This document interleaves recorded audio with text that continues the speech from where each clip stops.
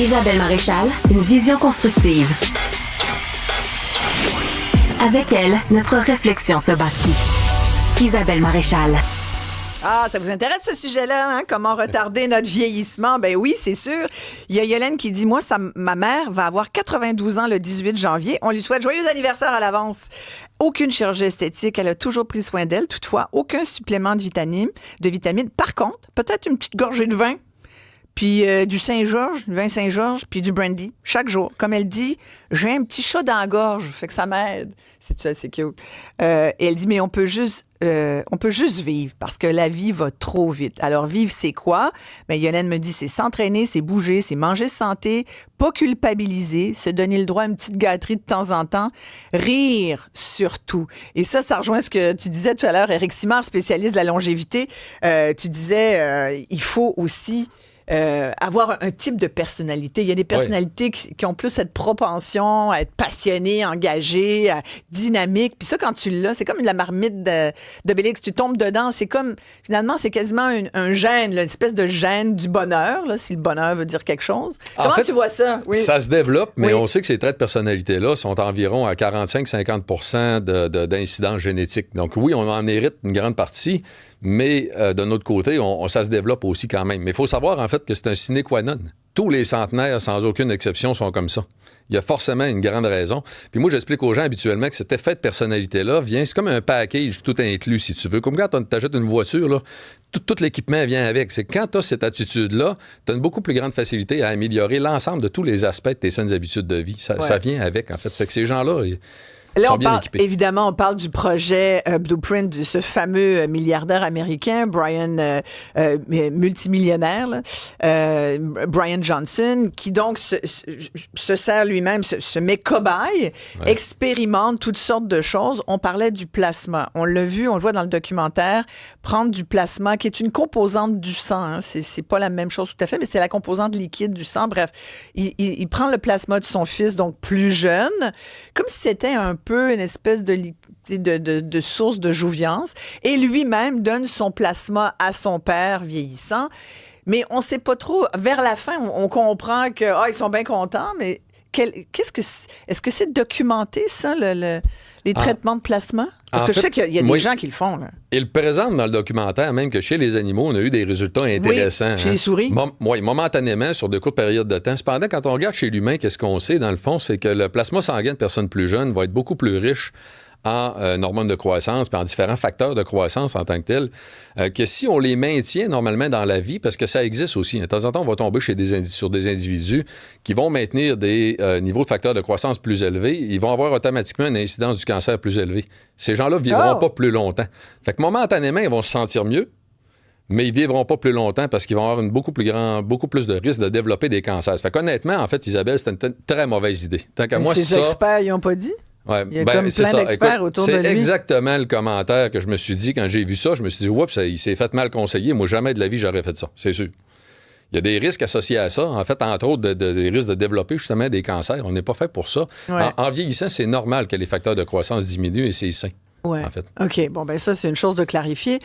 Quand j'ai vu son expérimentation, je me suis dit, il y a quand même, après, on nous dit, oui, il y a les facteurs comportementaux, puis on comprend aujourd'hui, c'est comme plus de 75% de nos habitudes de vie là, qui sont responsables de notre santé. Mais il y a toujours bien quand même l'élément génétique. T'sais. Est-ce qu'on peut aller à l'encontre de notre génétique, de nos gènes? Lui essaye la thérapie génique.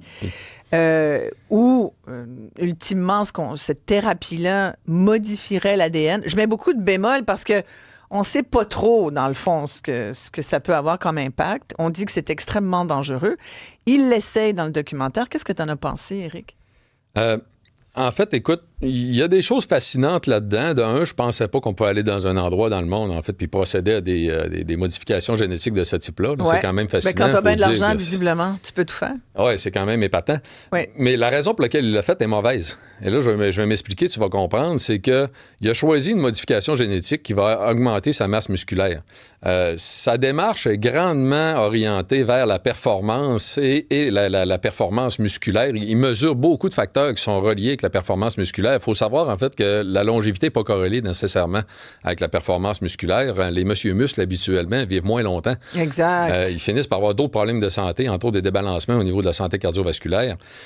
Donc, d'après moi, ça, c'est une très, très mauvaise idée. Si j'avais eu à avoir l'option de faire de la modification génétique, avoir accès à ce type de stratégie-là, honnêtement, moi, je serais allé vers l'amélioration des capacités de réparation cellulaire.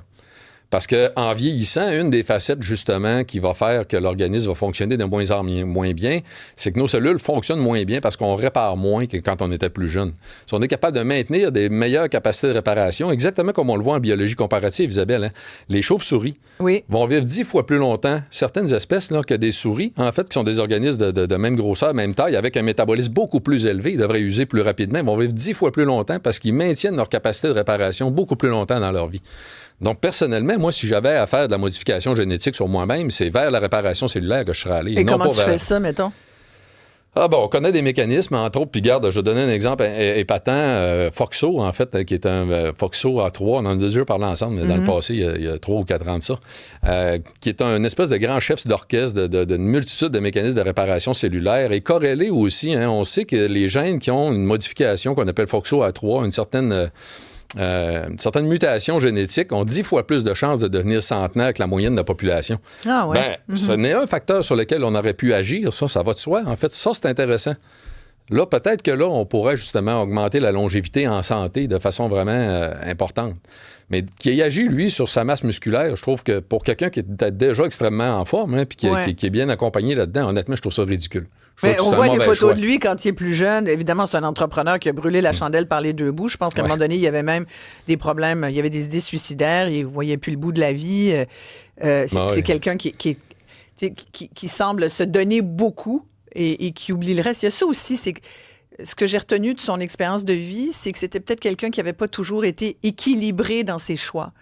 Et est-ce que l'équilibre est important dans la vie, tu dirais, Éric, pour... Il est encore à la recherche de l'équilibre, en fait, en tant que tel. Hein. Ce qu'on note, parce que comme, entre autres, le monsieur de 86 ans qu'on a eu tantôt, on pouvait sentir dans l'ensemble de ses propos que c'était quelqu'un d'extrêmement équilibré dans le fait qu'il est bon dans toutes les facettes. Il est actif, il mange très bien, il a un bon état d'esprit, en fait, il est positif, c'est ça que ça prend. Ouais. En fait, on a un scientifique français là, qui est un spécialiste de la réparation de l'ADN, Miroslav Radman, là, qui a été décoré, en fait, de l'Académie française des sciences, qui disait que d'après lui, puis je suis totalement d'accord avec, là, il manque un des facteurs des saines habitudes de vie. On passe probablement à côté de 80% de l'impact qu'on peut avoir sur la longévité humaine. C'est qu'il y a un gros impact du fait de réussir à tout faire.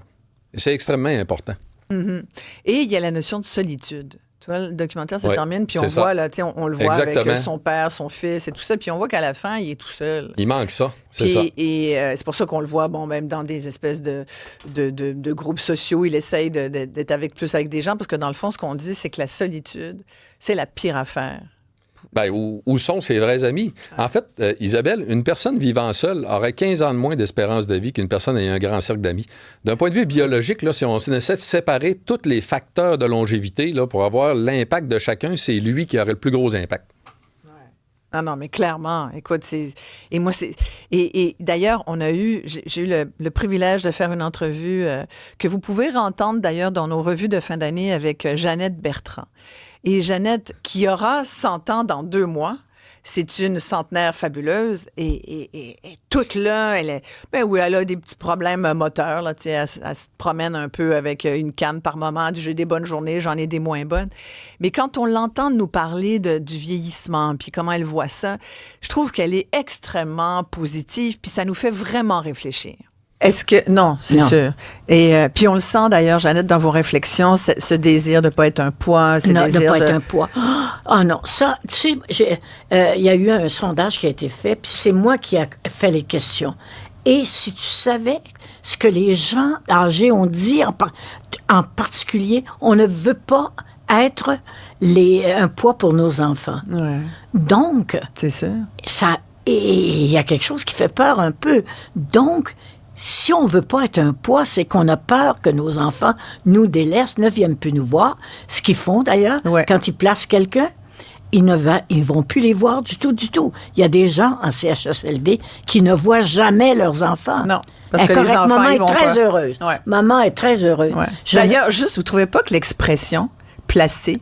Ah, être c'était placée. pauvre. Fait que donc, vous voyez, Jeannette nous dit la peur d'être un fardeau, mais aussi la crainte d'être tout seul, la crainte de ne pas avoir la visite de tes enfants. Puis au Québec, là-dessus, il faut qu'on apprenne à avoir des meilleurs rapports avec nos personnes âgées. Et Jeannette poursuit sur cette lancée. Qu'est-ce que je voudrais dire aux gens? Qu'on n'a qu'une seule vie. Et ça, c'est étonnant. Les gens ne pensent pas que si ils sont pas morts, c'est qu'il faut qu'ils vieillissent. Alors, tant qu'à vieillir, c'est aussi bien d'avoir du fun. Avoir si du fun. Si t'es pas mort. Si t'es pas mort, t'es encore vivant. C'est ça qu'elle dit, finalement. Alors, tant qu'il y a de la vie, tu sais, puis quand on regardait Brian Johnson dans le documentaire, Florence Lamoureux m'a recherché, je la regardais, elle me disait, « Eh, mon Dieu, il a pas l'air d'avoir de fun, ce gars-là. » Tu sais, puis moi, je le regardais aussi en me disant, je me disais, il est en train de devenir... D'abord, j'essayais de voir, y a-tu l'air de rajeunir pour vrai? Parce que l'air qu'on a, c'est quand même ça, la première chose qui fait qu'on a l'air jeune ou pas. Ouais. Mais lui se transforme peu à peu. Il ressemble plus au gars qui était dans la vingtaine, qui était un peu chubby, puis qui mangeait mal, qui mangeait des hamburgers, du junk et tout. Il est comme en train de se transformer, mais pour ça que l'expérimentation me fascine. Mais qu'est-ce que j'en garderais véritablement? Toi, Éric, quand tu regardes ça, qu'est-ce que tu retiens de cette tentative de retarder son vieillissement? Il est en évolution. En fait, je te dirais, je suis d'accord avec toi que c'est fascinant. En fait, là, moi, ce que j'en retiens beaucoup de tout ce qu'il essaie, c'est l'ensemble de tous les trucs qu'il essaie de mettre en application. Mais il y a beaucoup de choses là-dedans que moi, je ne veux pas toucher à ça. Ouais. On est capable de développer des protocoles similaires. En fait, c'est mon objectif. Puis mon 5e livre qui est à paraître, en fait, en septembre cette année, là, qui va être édité par Tricaré, je te l'annonce. C'est déjà conclu avec eux. Vise justement à fournir un protocole à la population qu'on va être en mesure de mettre en application avec nos saines habitudes de vie, avec tout ce que vous avez à votre disponibilité, sans être obligé de dépenser 2 millions par année. C'est ça. Donc, qu'est-ce qu'on peut faire rapidement en terminant là, pour s'aider un petit peu? Mettons une chose qu'on pourrait faire aujourd'hui qui serait vraiment payante là, pour retarder notre vieillissement. En fait, il y a beaucoup d'éléments. Je te dirais que en Amérique du Nord, actuellement, mon meilleur conseil est probablement de faire attention à la santé métabolique puis de réduire la consommation de glucides, de faire attention à la résistance à l'insuline. Ah oui, écoute, c'est devenu un fléau, là. On parle qu'on a 88 à 93 % de la population nord-américaine qui sont en mauvaise santé métabolique. Tu peux pas bien vieillir sans une bonne santé métabolique. Fait que c'est sûr que la première chose à faire, c'est de rétablir une bonne santé métabolique. De mieux manger, d'être actif, ça va de soi. Oui. Après ça, là, il faut y aller par priorité selon les gens. Ceux qui ont déjà la personnalité typique des centenaires, bingo, vous êtes chanceux. Et là, ceux qui ont une mauvaise vie sociale, c'est la première chose à essayer d'améliorer. C'est sûr, la vie sociale de qualité, les vrais amis, les gens avec qui on va parler, entre autres, de nos émotions, c'est ça qui va nous dire si on a vraiment une vie sociale de qualité. C'est important de s'y attarder. Et là, étant donné que la mauvaise nouvelle dans tout ça, Isabelle, c'est qu'il faut tout faire pour avoir vraiment les meilleurs résultats. Mais de notre côté, la meilleure façon de tout faire, là, c'est d'apprendre à se connaître, de choisir les éléments sur lesquels on peut faire le plus gros gain, de s'améliorer un petit peu, passer à l'autre étape, puis de partir avec l'idée que la santé est une façon de voyager, qu'on va constamment s'améliorer tout au long de notre vie. Voilà, c'est ça. De se calmer le petit nerf, c'est ça, puis de ne pas vouloir tout changer en même temps. Puis c'est ça le problème des résolutions de début d'année, puis qu'on finit par abandonner à la Saint-Valentin, parce que c'est trop radical. Alors, instaurer le changement, mais petit pas par petit pas, puis aussi, on se sent moins coupable dans ce temps-là. Oui, perdurer, c'est plus facile en tant que tel. Puis quand on est capable de s'entourer de gens qui ont le même état d'esprit, Éric, les mêmes... on va recommander ton site Internet parce qu'il y a beaucoup d'informations sur le site d'Éric Simard. Oui, simard.com. En fait, effectivement, vous pouvez même voir, il y a un onglet recherche qui va vous expliquer qu'est-ce que je fais. Priorité, bien vieillir. Éric Simard, merci sur beaucoup. Les réseaux sociaux. À très bientôt. Merci, tout de suite après la pause, on parle à Fabienne Larouche.